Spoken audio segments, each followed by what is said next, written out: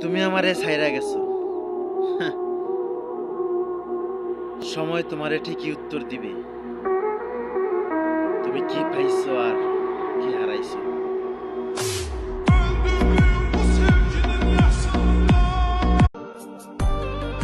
কপালে অবহেলা লেখা থাকলে হাজারো চেষ্টা করলেও কখনো কারো প্রিয় মানুষ হয়ে ওঠা যায় না। এই শহরে যাওয়ার ভাগ্য সবার আছে, কিন্তু প্রিয় মানুষটাকে কাছে পাওয়ার ভাগ্য সবার নেই। তুমি আমায় অন্য 10 জনের সাথে মিলাও,